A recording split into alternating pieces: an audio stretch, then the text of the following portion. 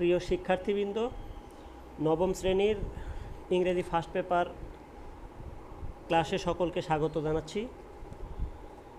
আজকে তোমাদের সামনে উপস্থাপন করব ইউনিট 4।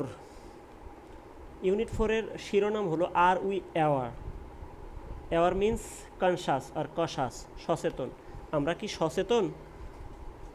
তো আজকের যে লেসনটা উপস্থাপন করব ইউনিট 4-এর, সেটা lesson 1। Lesson title the ferry boat, that means খেয়া নৌকা।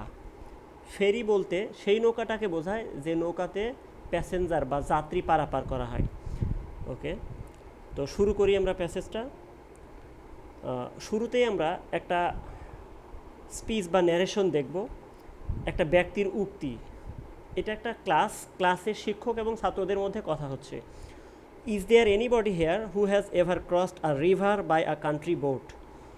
বলছে যে এই শ্রেণীতে এমন কি কেউ আসো যে একটি গ্রামীণ নৌকায় নদী পার হয়েছো?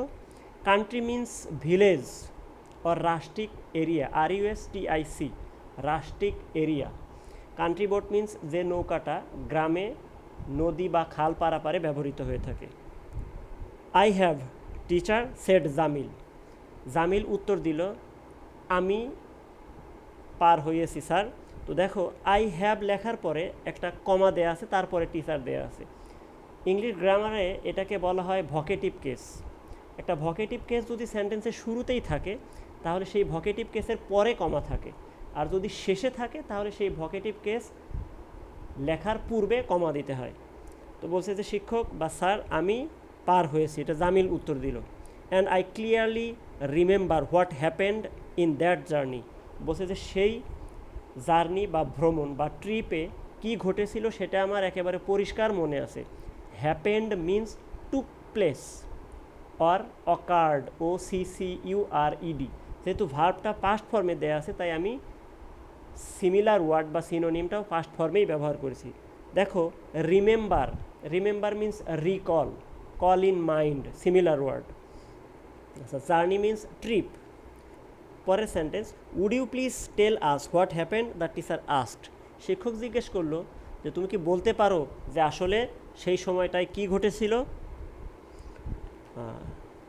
ওকে টিচার, বলছে যে ঠিক আছে স্যার বলবো। It happened when I was in class 6। তার মানে এই ঘটনাটা আমি 6ষ্ঠ শ্রেণীতে পড়া অবস্থায়। অন আ উইকলি বাজার day, people were coming back with their shopping bags and baskets in hands, on shoulders and heads. বলা হয়েছে অন আ উইকলি বাজার ডে। আমরা জানি যে স্থানীয়ভাবে উইকলি বাজার বা সাপ্তাহিক বাজার যেটা, সেটাকে বলা হয়ে থাকে হাট।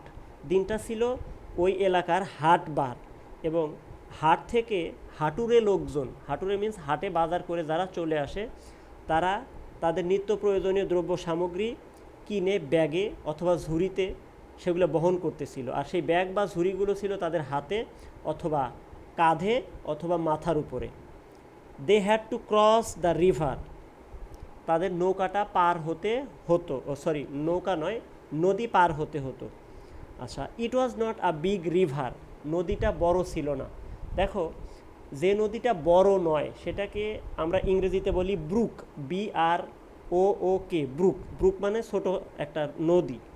দেয়ার was a ferry boat plying on the river, সেই নদী পারাপারের জন্য ছিল একটা যাত্রীবাহী নৌকা। Ply means to travel on or over or through, কোনো মাধ্যম দিয়ে যাতায়াত করা বা ভ্রমণ করাকে বলা হয় ply on.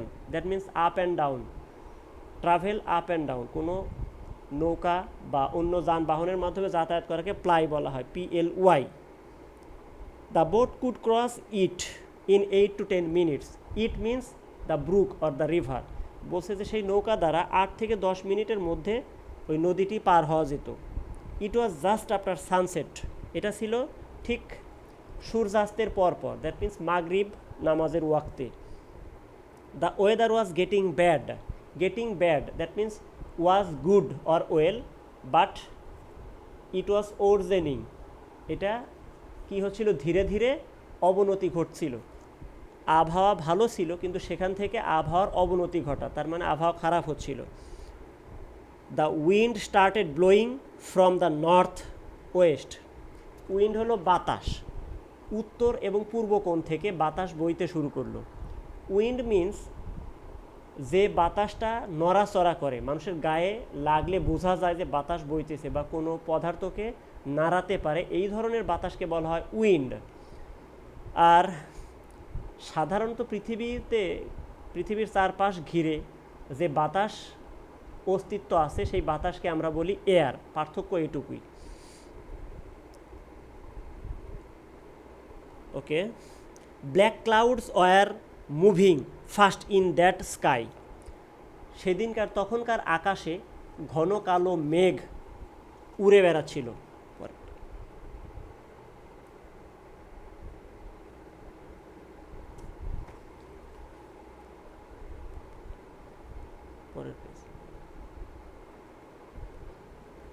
Everybody was trying to get into the boat. সকলেই নৌকাটাতে ওঠার জন্য চেষ্টা করছিল। দেখো, গেট ইনটু মিন্স কোনো যানবাহনে আরোহণ করা বা চড়া, আর গেট ডাউন হলো সেই যানবাহন থেকে নেমে পড়া। No more please wait shouted the boatman. সেই নৌকার মাঝি বলতেছিল যে আর কেউ উঠবেন না, অনুগ্রহপূর্ব একটু অপেক্ষা করুন। But nobody listen to him, কিন্তু কেউ তার কথায় কর্ণপাত করলো না। লিসেন টু মিন্স মনোযোগ দিয়ে শোনা, that means pay heed to, PAY, pay HEED, pay heed to, কারো কথা মনোযোগ দিয়ে শোনা। তার মানে nobody paid any heed to him, তার কথায় কেউ কর্ণপাত করলো না। What happened then Jamil asked Rumi তার ক্লাসমেট, জামির ক্লাসমেট, ওই ক্লাসেরই একজন স্টুডেন্ট। তো রুমি জিজ্ঞেস করলো যে তখন কি ঘটলো Jamil. With too many people on board the boat sank in the middle of the river, replied Jamil বলল অতিরিক্ত লোকের কারণে নদীর মাঝপথে গিয়ে নৌকাটা ডুবে গেল। দেখো, এখানে যে ডুবে যাওয়ার জন্য যে ওয়ার্ডটা ব্যবহার করা হয়েছে ক্ষেত্রে, সেটা হলো সিঙ্ক, SINK। সিঙ্কের পাস্ট ফর্ম স্যাঙ্ক, আর past participle form sunk, SUNK। এখন তরল পদার্থে কোনো কিছু ডুবে যাওয়া বোঝাতে দুইটা ভার্ব আছে, একটা সিঙ্ক আর একটা ড্রন, DROWN। কোনো অপ্রাণীবাচক অর্থাৎ বস্তু যদি পানিতে ডুবে যায়, যেমন লোহা, পাথর বা এই যে নৌকা, জাহাজ, এগুলো ডুবে যাওয়ার ক্ষেত্রে সিঙ্ক ব্যবহার করা হয়ে থাকে। আর কোনো প্রাণী যদি ডুবে যায় তাহলে বলা হয় ড্রন, DROWN। এই ড্রনের পাস্ট এবং পাস্ট পার্টিসিপল ফর্ম ED, এটা উইক ভার্ব, আর সিঙ্কটা স্ট্রং ভার্ব বা irregular verb. Oh no what happened then asked the teacher. শিক্ষক বলল হায়, তারপরে কি ঘটলো। Thank god there were no casualties. বলল যে জামিল উত্তরে বলতিছে যে ঈশ্বরকে ধন্যবাদ, সৃষ্টিকর্তাকে ধন্যবাদ, এই যে সেখানে কোনো দুর্ঘটনা ঘটেনি। মূলত ক্যাজুয়ালিটিস সেই ধরনের দুর্ঘটনা যেখানে হতাহত হয়। ক্যাজুয়ালিটি মিন্স হতাহত, সেটা আহত হতে পারে বা নিহত হতে পারে। That means injury or death. বলছে যে সেখানে কোনো হতাহতের ঘটনা ঘটেনি, কেউ মরেওনি বা কেউ আহতও হয়নি। All the passengers swam to the river to the other side.